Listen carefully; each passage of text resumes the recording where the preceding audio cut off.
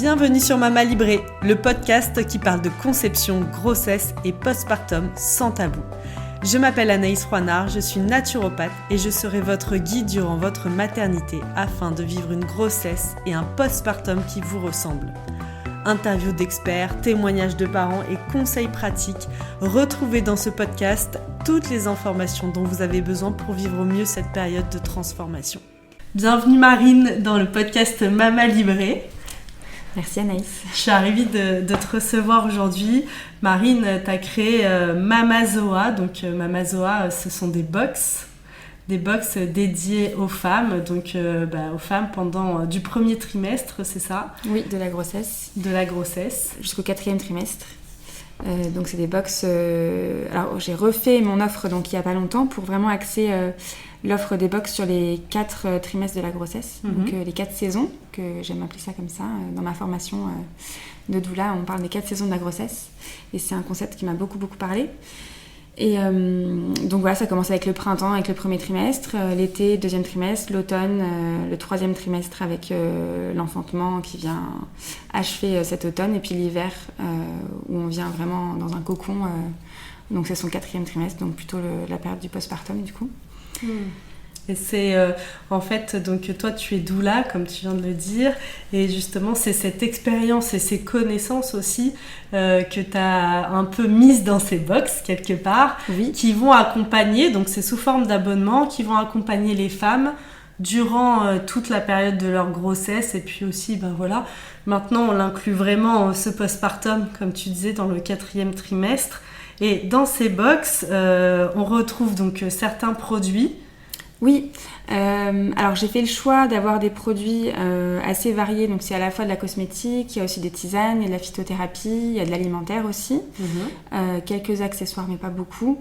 Je les ai choisis vraiment, alors les produits sont choisis à la fois pour leur valeur, parce que c'est des produits qui sont très éco-responsables. J'ai choisi des marques et des artisans et des producteurs qui ont à cœur le respect du vivant, qui sont très engagés. Et je les ai choisis aussi parce qu'ils apportent une bonne dose de bien-être et de plaisir à la femme enceinte et en postpartum aussi. Et on sait qu'on a beaucoup besoin de se faire du bien pendant cette période un peu unique de la vie d'une femme. Et j'ai voulu rajouter du coup, parce que les produits finalement c'est un peu un prétexte.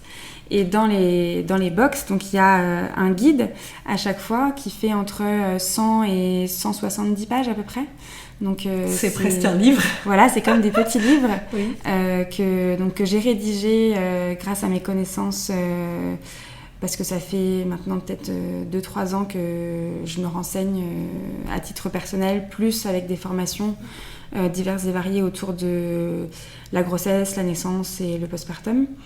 Et donc c'est un condensé de tout ce que j'aurais voulu savoir quand je suis tombée enceinte de mon fils il y a presque 5 ans maintenant.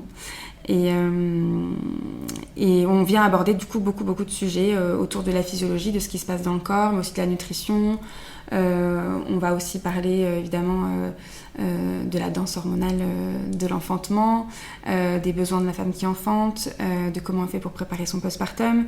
Il y a aussi des choses très pratico-pratiques sur on va dire un mode de vie plus éco-responsable. Souvent quand on devient parent, on a aussi des prises de conscience sur l'écologie, sur l'état du monde, et on a envie parfois de faire un peu plus sa part de colibri dans notre mode de consommation. Et donc je viens explorer des petits sujets comme le bébé zéro déchet, comment les couches lavables, comment on fait aussi pour végétaliser son alimentation, tout en respectant les besoins nutritionnels de la femme enceinte ou en postpartum. Donc il y a vraiment énormément de sujets jusqu'à en fait donc dans le 4e trimestre on vient aussi parler de toute la thématique de la parentalité que j'appelle éclairée ou consciente, donc il fait un peu référence à la parentalité positive on va dire, mais moi c'est plus parler de la parentalité comme un chemin et inviter du coup les nouveaux parents à se questionner sur qui ils sont, d'où ils viennent et comment ils font pour se déconstruire un peu et pour se détacher aussi des modes d'éducation qu'ils ont pu avoir, tout ça pour essayer de construire leur propre parentalité à leur image.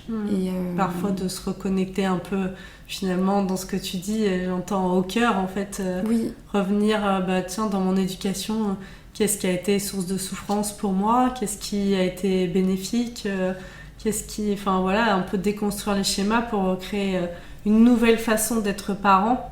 Ouais. Et je trouve que oui, en effet, on parle de parentalité positive et tout, mais quelque part une façon d'être dans une parentalité où chacun s'épanouit.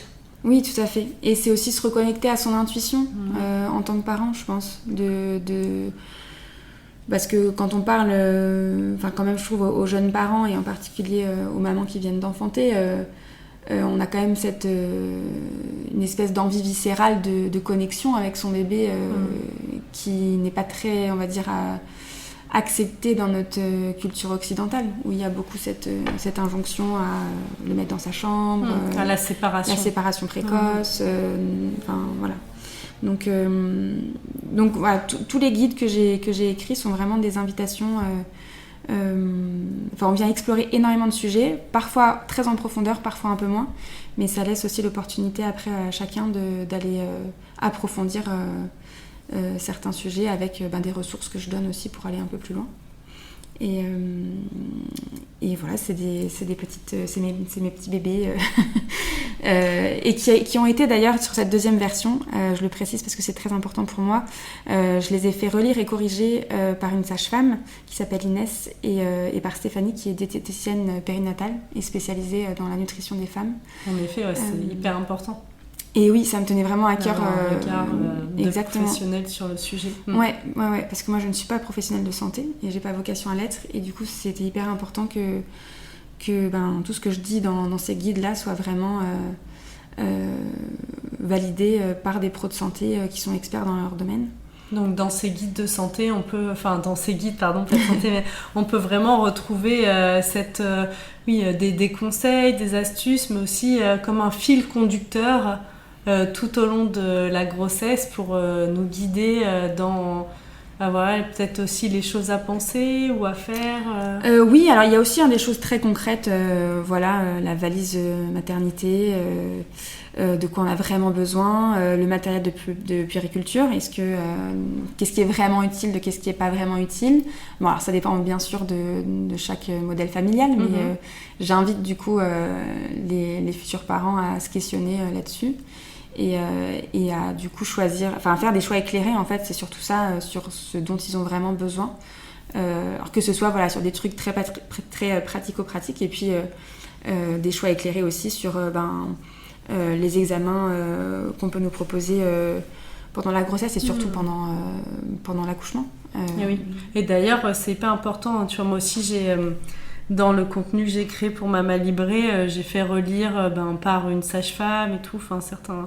Et récemment, j'avais eu un échange avec une d'entre elles sur les examens obligatoires. Ouais. Soi-disant obligatoires, et elle me redisait, donc elle m'a renvoyé sur le site officiel de ce qui est transmis, quasiment aucun examen ne sont obligatoires. Par contre, c'est obligatoire pour la sage-femme de les proposer. Oui, c'est des propositions, exactement. Ouais, c'est des propositions, mais en aucun cas, il y a obligation. C'est recommandé, ils ont obligation de proposer. Ouais. C'est recommandé parfois plus vivement en fonction des examens, mais il y a beaucoup de choses qui ne sont pas du tout... Et j'avais trouvé ça assez fou parce que je trouve que parfois quand on nous le propose, on vit ça un peu comme une obligation. Ah c'est clair, oui. Et puis on nous le présente souvent comme ça aussi. On nous dit pas que c'est des propositions. Ouais. Très souvent, quand on dit à une femme, madame, si dans 2 jours vous n'avez pas accouché, on vous déclenche. Oui, on le vit pas comme une proposition. Voilà, si on sait pas, on se dit c'est obligatoire. C'est là où, la case par laquelle je dois passer. Donc alors le monde, je trouve que le monde médical change quand même de plus en plus. Il y a beaucoup de prise de conscience aussi de par les professionnels de santé, et puis on avance vers ce paradigme de la proposition, on va dire, et pas où on n'impose pas des choses aux familles, mais... Parce que aussi, il y a de plus en plus de familles et de femmes surtout, qui se renseignent et qui ont la connaissance, c'est la liberté. Oui, tout à fait. Du coup, plus les femmes, et moi ça faisait partie des objectifs aussi dans ce podcast avec Mama Libré, de donner cet accès à l'information, à la connaissance, notamment, typiquement, sachez que les examens, c'est pas obligatoire. Une fois qu'on a la connaissance, on se replace dans une posture différente je suis en capacité de me positionner parce que je sais. Oui, tout à fait. Et du coup, chacun va s'ajuster. En face aussi, le corps médical va s'ajuster forcément, puisque je ne m'adresse pas à quelqu'un qui est là et qui subit et qui va faire tout ce que je vais lui demander. Je m'adresse à quelqu'un qui est éclairé, avisé et du coup qui va se positionner. Oui, complètement. Et alors, parfois, ça peut gratouiller un peu certains pros de santé parce que c'est pas du tout dans leur culture et puis c'est pas comme ça qu'on leur a appris leur pratique. Mais je trouve aussi, tu vois, en tant que femme, puis en tant que famille, parce que les coparents sont là aussi pour appuyer certains choix et pour aider à faire le meilleur choix possible pour la sphère familiale. Mais on a un peu, j'allais dire, on a un peu cette génération où on a un peu le devoir justement d'aller d'oser en fait dire ce qui est juste pour nous ou ce qui n'est pas juste pour nous. Et de questionner aussi beaucoup, de poser des questions, de se renseigner, j'allais dire en direct avec les pros de santé, vraiment pas être dans une relation d'information descendante du soignant au soigné, mais plutôt dans une collaboration de deux personnes qui sont d'égal à égal. Et certes, il y a une personne qui aura plus de connaissances que l'autre sur un sujet dont elle est experte, mais on est censé pouvoir avoir des échanges d'adulte à adulte. Oui, tout à fait. Et c'est comme ça qu'on construit les meilleures relations de santé, et qu'on peut avoir, qu'on peut faire les meilleurs choix pour soi. Et pour autant, je trouve ça très pertinent ce que tu dis, et pour autant, moi j'ai aussi entendu des sages-femmes dire partager leur expérience et se retrouver face à des femmes qui arrivaient le jour de leur accouchement et qui s'étaient pas du tout informées en fait, qui avaient aucune connaissance, conscience de ce qui se passait et du coup qui s'en remettaient complètement au corps médical. C'est vrai, donc il y a de plus en plus aussi besoin, je trouve, on peut pas... Oui, il y a eu des abus, il y a eu, on a parlé beaucoup de violences obstétricales, tout ça, mais aussi on a notre part de responsabilité. C'est-à-dire que c'est notre corps, c'est nous le mettre à bord.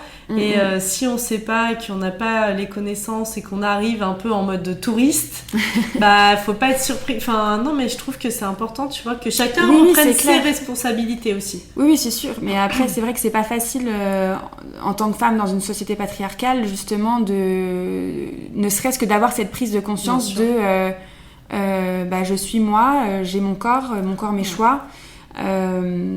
Et alors voilà, la société change petit à petit, mais c'est vrai que du coup il y a encore beaucoup trop de femmes à mon goût qui effectivement se laissent complètement porter, mais parce que la société leur on est imprégné de ça. C'est la norme en fait. Oui, voilà, c'est normal. Ça. Et puis on fait confiance aussi beaucoup. Moi j'ai été dans cette situation-là complètement où j'avais un projet d'accouchement physiologique et en tout cas que j'appelais sans péridurale à l'époque et où j'étais face à une sage-femme. J'attendais d'elle en fait qu'elle me guide, qu'elle me prenne par la main pour infuser son savoir et qu'elle puisse me guider dans ce chemin-là et puis finalement moi je suis pas tombée sur la bonne personne parce que je pense qu'elle comprenait pas vraiment mon projet. Elle était vraiment dans une culture très hospitalière.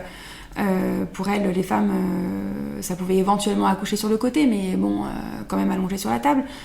Donc du coup, je trouve que c'est pas évident pour les femmes d'avoir accès à... déjà s'autoriser à se dire mon corps, mes choix. Puis elle est différente finalement par rapport à ce qui se passe tout autour. On sort de la norme pour l'instant. Oui, complètement, oui. De sortir un peu des schémas, puis des vécus des copines aussi parfois. Bien sûr. Et toi, t'aurais eu besoin de quoi ? Tu penses que de quoi t'as manqué pour cet accouchement, pour cette naissance ? Si t'avais un deuxième enfant, qu'est-ce que tu ferais ? Peut-être plein de choses de différentes. Oui, alors aujourd'hui je suis vraiment plus la même parce que j'ai vraiment la connaissance qui fait que j'ai vraiment l'impression d'avoir repris le pouvoir, on va dire, sur ce que j'ai envie de vivre ou pas pour un deuxième enfant.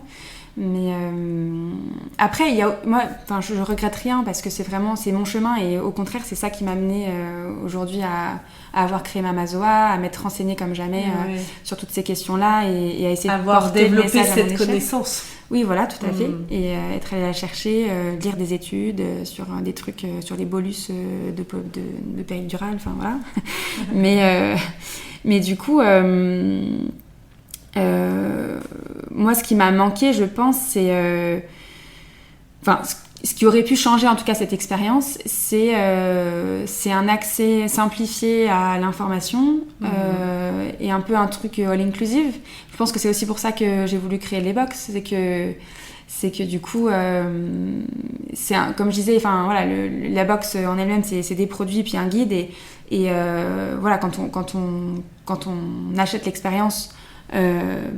finalement on a ce petit plaisir parce que on a ces petits snacks qui vont bien, la petite huile de massage hyper sympa qui a été aussi pensée pour les besoins de la femme qui porte un enfant. Et puis il y a ce guide là qui permet effectivement d'avoir toutes les informations au même endroit. En fait, c'est surtout ça, je pense, que j'ai voulu créer avec Mamazoa, c'est il n'y a pas besoin d'aller chercher 1000 infos partout, parce qu'évidemment les infos elles existent avec internet, etc., mais c'est hyper difficile d'aller fouiller. Et moi c'est un peu de se dire je vais vous apporter en tout cas tout ce qui me semble nécessaire à votre chemin sur votre chemin de la maternité. Je vous apporte ça dans ces guides. Et je vous promets, il y a allez, je peux être 95% de ce que vous avez besoin de savoir en première intention, on va dire. Et après, vous irez creuser des sujets si jamais il y a des trucs qui vous intéressent plus. En fonction de votre histoire aussi. Voilà, puis après, vous irez consulter telle ou telle personne, Bien parce sûr. qu'il y aura des choses à déconstruire, parce que oui, voilà, dans notre histoire, il y a toujours des choses qui viennent... se révéler pendant la grossesse.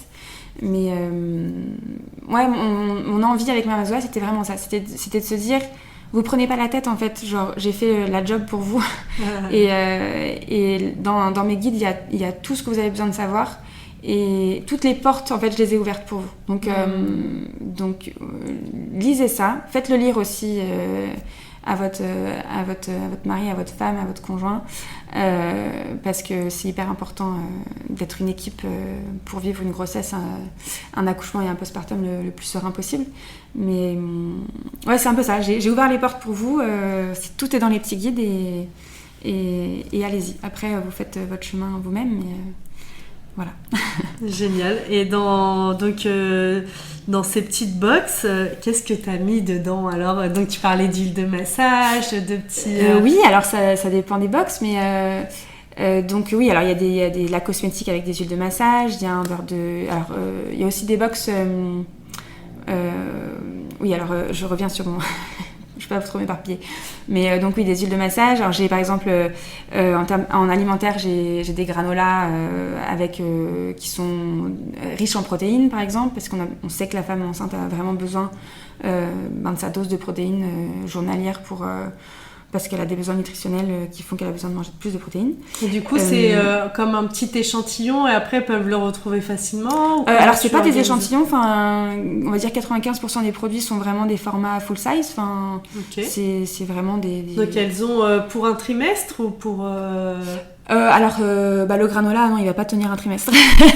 Sauf si vous prenez une cuillère à café. Voilà, non, mais puis il est tellement bon que voilà. Mais non, après évidemment, c'est une invitation aussi à découvrir les marques partenaires que j'affectionne particulièrement pour leurs valeurs et pour leurs produits.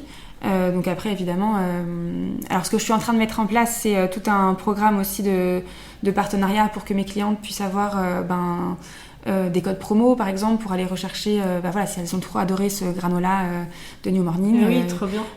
Pouvoir avoir un petit avantage, on va dire, cliente Mamazoa pour pouvoir commander chez les marques partenaires. Voilà, aujourd'hui moi j'ai un e-shop sur mon site mais qui n'est pas destiné à vivre très longtemps. Je le fais surtout aujourd'hui pour des questions de déstockage, mais l'idée après, c'est vraiment d'avoir me concentrer sur les box et de créer des partenariats forts avec les marques pour que mes clientes, si ça leur plaît ce qu'elles ont découvert chez moi, d'aller racheter des choses chez les marques partenaires. Et que j'ai vraiment choisi avec le cœur plus, quoi. Et dans ces box, donc c'est un abonnement qu'on prend directement pour les 4 trimestres. En fait, c'est au choix. Alors, il y a l'offre effectivement d'abonnement où on peut s'abonner dès le premier trimestre. Okay. On peut aussi s'abonner au 2e ou au 3e trimestre. Alors, moi, ce que j'aime bien quand même, et c'est comme ça que j'ai construit l'offre sur mon site, c'est-à-dire que même si on s'abonne au 2e trimestre, on va recevoir les deux premières box ensemble. Parce que j'ai tellement conçu, notamment les guides, comme une aventure à vivre en entier. Que voilà, ça. Alors, je suis en train de réfléchir. Peut-être que demain, j'imposerai pas, on va dire, si on s'abonne au 2e trimestre, d'avoir la première box, mais au moins le guide. Ouais, parce que pour moi, les 4 guides, ils se complètent tous. Et par exemple, je parle beaucoup de la physiologie de la grossesse dans le premier trimestre. Et c'est trop dommage qu'une femme qui s'abonne au 2e n'ait pas cette information-là. Enfin, je trouve ça trop dommage. Donc. Voilà, c'est encore, tu l'entends, c'est encore en train de se fignoler un peu dans ma tête, mais de se préciser. Mais voilà, donc il y a cette offre d'abonnement. Et puis après, les box sont quand même disponibles aussi à l'unité. Alors elles coûtent forcément un petit peu plus cher quand c'est à l'unité. Mais ça peut être l'occasion de faire un cadeau à une femme enceinte, par exemple, avec la box l'automne, où c'est vraiment sur ce 3e trimestre, avec beaucoup d'informations sur la physiologie de l'enfantement, sur la préparation aussi du postpartum immédiat. Donc c'est un très beau cadeau à faire à la fin de la grossesse. Et puis la box 4e trimestre, donc l'hiver, qui est évidemment comme un cadeau de naissance pour la maman, avec des produits pour prendre soin d'elle. Et puis ce guide qui lui permet d'aborder la parentalité de façon hyper sereine, quoi. Enfin, donc, et dans chaque box, est-ce que les personnes, quand elles s'abonnent, elles savent le contenu ou il y a des surprises, des choses, Alors, c'était une grande question que j'ai eue, mais non, alors il n'y a pas de surprise. Aujourd'hui, j'ai fait vraiment le choix d'être dans la transparence totale de savoir ce que j'achète. Alors, la surprise, on va dire, c'est vraiment le contenu des guides, parce que voilà, il est très très riche et ça, il n'est pas complètement dévoilé quand on est sur la fiche produit, mais oui. Mais aujourd'hui, voilà, j'ai décidé de pas mettre de petites surprises parce que j'ai vraiment j'avais cette envie de transparence, en fait, tout simplement, avec mes clientes et de leur permettre de savoir exactement ce qu'elles achètent. Voilà. Et donc au-delà aussi donc les box sont disponibles à l'unité.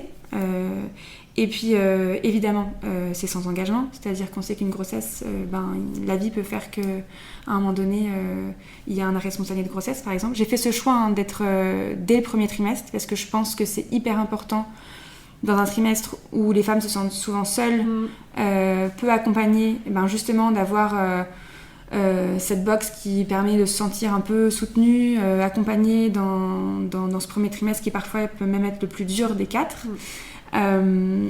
Et je sais qu'une fausse couche, ça arrive plus souvent qu'on pense. Et du coup, j'ai fait ce choix-là aussi de si jamais la grossesse s'arrête, les clientes peuvent me contacter et puis on peut s'appeler, voilà, pour en parler. Et ça coûte pas plus cher. C'est inclus dans le package, on va dire. Donc voilà, donc c'est sans engagement aussi. Donc si ça plaît pas, tout ça, les abonnés peuvent se désabonner à tout moment. Et voilà. Et au-delà des box, donc des 4 box, donc des 4 saisons, j'ai fait des box hors saison. Alors pour l'instant, il n'en existe qu'une seule. Il y a une box donc hors saison sur l'allaitement. C'est un sujet qui me tient à cœur parce que moi j'ai allaité mon bébé et puis je l'allaite encore. Et je sais qu'il faut être... Enfin, toujours dans cette thématique du savoir c'est pouvoir, être informé sur l'allaitement, ça permet quand même d'aborder l'aventure de façon la plus sereine possible et surtout de savoir quand est-ce qu'on doit demander de l'aide et demander de l'aide à temps. Ça, c'est hyper important. Ouais. Et Et à qui demander de l'aide? Oui, tout à fait, voilà, non, c'est clair. Parce que parfois, on peut demander de l'aide et c'est pas la bonne personne et c'est catastrophique. Oui, tout à fait. Du coup, moi, je parle beaucoup alors des personnes qui sont des consultantes en lactation IBCLC. Et il y a aussi toutes les personnes qui sont titulaires du DIULAM, je crois, du diplôme universitaire en lactation humaine, qui sont quand même les 2 références où on sait qu'on a affaire à quelqu'un d'expert sur le sujet. Bien sûr. Et après, voilà, donc ce guide aussi sur l'allaitement, il est fait pour donner toutes les infos nécessaires, que ce soit en termes de préparation, de comprendre comment ça fonctionne, et puis de reconnaître en fait toutes les situations qui peuvent mettre à mal l'aventure lactée et d'aller chercher de l'aide au besoin. Est-ce que tu abordes aussi dans ce guide sur l'allaitement un peu la partie nutritionnelle? Oui, on en parle aussi un peu, ouais. Génial, parce que c'est aussi, tu vois, dans cette notion du 4e trimestre, je trouve, dans l'allaitement, les femmes, souvent, en tout cas, moi, je l'ai beaucoup vu au cabinet et tout, dans les accompagnements que je propose, des formes d'épuisement. Enfin, en fait, l'alimentation doit vraiment être adaptée. Notamment, tu parlais de protéines tout à l'heure, en protéines, en vitamines et minéraux, en hydratation aussi. Oui. Souvent, il y a vraiment, et ça joue sur la quantité de lait, sur plein de choses, sur les douleurs qu'on peut rencontrer. Oui, puis au-delà de ça, la nutrition, on s'en rend pas compte, mais même alors dans la vie en général, mais en préconception, c'est hyper important. Pendant la grossesse, alors on fait comme on peut au premier trimestre. Moi, je dis que c'est le seul moment où on est autorisé à manger tout. Ce qu'on arrive à avaler parfois. C'est ce qu'on arrive. Alors même si c'est que des petits crackers salés, et du jus d'orange. Mais oui, la nutrition, c'est hyper important et ça joue d'ailleurs sur la prévention du diabète gestationnel, sur avoir suffisamment de force pour l'expérience, pour l'effort physique de l'accouchement. Et effectivement, je suis intimement persuadée que si on se nourrissait mieux, le postpartum se passerait beaucoup mieux pour beaucoup de femmes. Tout à l'heure, moi j'entends parler beaucoup dans la dépression du postpartum. Ce que j'observe, c'est souvent des carences en oméga 3. Et parce que les oméga 3 sont indispensables dans le bon fonctionnement du système nerveux et hormonal. Oui. Sans parler des carences en magnésium, qui sont liées souvent à des problèmes de mastication. Souvent les femmes elles mastiquent pas assez, du coup elles assimilent pas le magnésium, c'est hyper important. Je savais pas. Et du coup les oméga 3, une femme, un bébé, je me souviens ma prof de nutrition elle nous disait un enfant il vous pillera tout ce que vous avez en oméga 3. Oui, donc il reste peanuts quoi. Quasiment. Et du coup c'est hyper important de l'incorporer de façon massive dans son alimentation. Ouais. Et encore plus quand on allaite. Oui, c'est clair. Parce que le bébé aussi, il prend le lait, le bon gras du lait, c'est les oméga 3 aussi. Donc, oui, c'est sûr, ouais. Non, mais c'est hyper important. Et t'as raison, sur les états dépressifs et sur la nutrition, on a beaucoup d'efforts à faire là-dessus. On en parle de plus en plus quand on parle du deuxième cerveau. Tu vois, au niveau des neurotransmetteurs, la sérotonine, par exemple, qui est ce neurotransmetteur qui favorise le bon endormissement, tout ça, il est fabriqué, sécrété au niveau de l'intestin. Oui, donc comme quoi, c'est hyper important. Donc un bon microbiote, c'est hyper important. Et puis aussi, j'en profite parce que là, c'est mon sujet de prédilection. Tu me parles de ça. Non, mais du coup, il faut rappeler aussi aux femmes qu'au moment de l'accouchement, quand on a la chance d'accoucher par voie basse et que ça se passe bien, le bébé, il vient en contact de notre flore intestinale et vaginale et que en fait, c'est notre propre flore qui va ensemencer sa flore intestinale. Oui, complètement. Donc la qualité de notre qualité de flore intestinale dépend la santé et la flore intestinale, c'est notre système immunitaire. Oui, donc c'est hyper important. C'est hyper important. C'est la base de tout en fait. L'alimentation, elle est vraiment le pilier central. Et aujourd'hui, tu parlais du diabète gestationnel. Il y a beaucoup de choses à faire dans la prévention du diabète gestationnel. Et notamment l'idéal, ça serait carrément, parce que ça se prévoit aussi en amont, mais dans la période de la préconception. Oui, tout à fait. Non, c'est clair. Et puis, ne serait-ce que pour aussi vivre ce premier trimestre qui est souvent hyper éprouvant physiquement. De la meilleure façon possible et de pas tomber le piège parfois c'est ça, c'est des femmes qui sont moi j'avais entendu ça, des femmes qui sont au bord d'être anémiée, on va dire, avec un taux alors je suis pas experte là-dedans, de fer ou d'hémoglobine, tout ça qui est pas top, et qui arrivent dans la grossesse comme ça, mais elles le vivent très bien au quotidien, mais elles arrivent dans la grossesse comme ça. Premier trimestre, bam, elles s'alimentent quasiment plus, en tout cas pas correctement, et ce qui fait que en fait deuxième trimestre, elles retrouvent pas l'énergie parce que là elles sont vraiment tombées hyper bas dans leur, elles ont des carences qui n'ont pas été détectées avant, donc elles n'ont pas pu se supplémenter à temps, et du coup voilà, elles arrivent sur un deuxième trimestre où elles ont du mal à retrouver l'énergie. Alors tout le monde leur parle du deuxième trimestre, l'énergie qui revient et tout, puis elles sont là en mode non. Et c'est puis pas mon cas. ouais, c'est ça, c'est pas facile. Du coup, comme quoi moi j'encourage à fond les femmes enceintes à se faire accompagner c'est notre sur la carburant nutrition. en fait.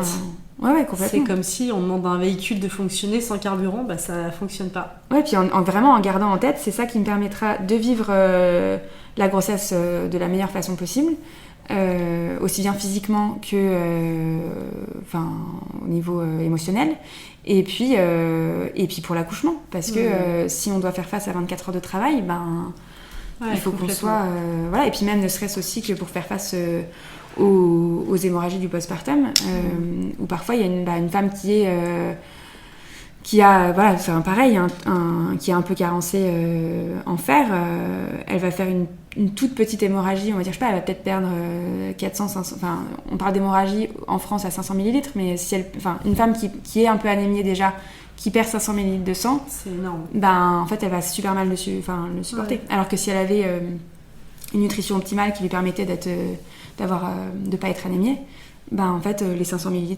perdus, ça passerait comme une lettre à la poste, quoi. Donc et après il y a toute la récupération du postpartum derrière, donc comme quoi la nutrition c'est hyper important. Et moi je l'ai beaucoup appris aussi au contact de Stéphanie, diététicienne périnatale, où elle m'a appris beaucoup de choses, et où j'ai vraiment réalisé que c'était hyper important d'être bien accompagnée et de faire attention à ça, quoi. Ouais, d'avoir les bases pour toujours. Ouais, carrément. Merci beaucoup Marine. Merci à toi. On a plein de sujets en commun et plein de sujets sur lesquels on pourrait vraiment élargir et continuer. Je pense qu'il y aura d'autres épisodes, c'est sûr. Tout à l'heure, hors micro, on s'est dit « Ah tiens, on pourrait parler de ci et de ça ». Donc il y aura forcément d'autres épisodes. En plus, c'est génial, on est dans la même ville. Donc c'est assez magique, Aix-les-Bains. Donc n'hésitez pas à retrouver Marine, donc Mamazoa, sur les réseaux sociaux. Oui. Allez découvrir ces magnifiques box et puis ces guides qui seront précieux pour vous accompagner. Et puis merci Marine pour ce code tu offres aujourd'hui sur Mama Libré. Donc si vous nous écoutez, vous pouvez bénéficier avec le code Mama Libré 10 d'un code de 10% de réduction sur les box, sur votre abonnement. C'est 10% du coup sur la première commande, on va dire. Génial. Voilà, c'est sur le premier panier. Voilà. Parfait. Merci beaucoup. Merci à toi. À très bientôt. Ouais, merci. À très bientôt. Et merci à tous et à très bientôt sur Mama Libré. J'espère que cet épisode vous a plu. Si c'est le cas, n'hésitez pas à mettre 5 étoiles sur votre plateforme d'écoute et à le partager à vos amis qui en auraient besoin. Pour encore plus de contenu, je vous invite à nous suivre sur Instagram et à découvrir nos programmes d'accompagnement sur notre site mamalibré.co. À très bientôt.